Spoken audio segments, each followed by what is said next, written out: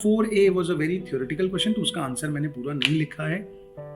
बहुत सिंपल तरीके से मैं आपको बता दूं, 4A में आपको क्या बताना है कि 139(3) में रिटर्न ऑफ लॉस भरा जा सकता है कि नहीं भरा जा सकता है। आपको बताएंगे कि हाँ, जब भी आपको लॉस होता है तो भी भरना है चाहिए आपको।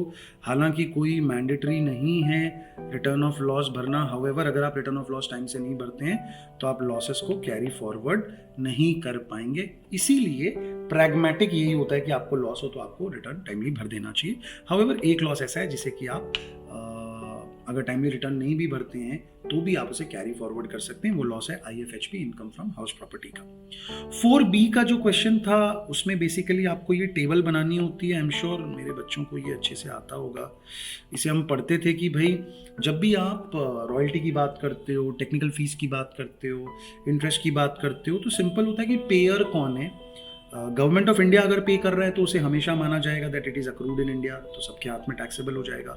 अगर कोई रेसिडेंट SSE पे कर रहा है तो ये माना जाएगा कि अक्रूड इन इंडिया, एक्सेप्ट अगर आप ये साबित कर दो कि ये जिस सिलसिले में पे किया गया है, चाहे वो रॉयल्टी था, चाहे वो कमीशन था, चाहे वो इंटरेस्ट था, ये जिस सिलसिले में पे किया गया है दैट इज अ बिजनेस और a source of income outside India, तो फिर ये अक्रूड इन इंडिया नहीं माना जाएगा।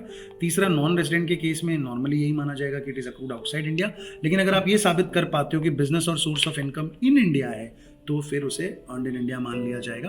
एंड अगेन, अगर अर्नड इन इंडिया हुआ तो फिर चाहे कोई भी SSE हो, resident, non resident, ROR, RNOR, सबके हाथ में टैक्सेबल हो जाएगा। रिलेटिवली काफ़ी आसान question. Obviously this is not the best presentation, ये तो मैं डिस्कस कर रहा हूँ तो इतना बता रहा हूँ, बाकी आप और चीज़ें लिखेंगे।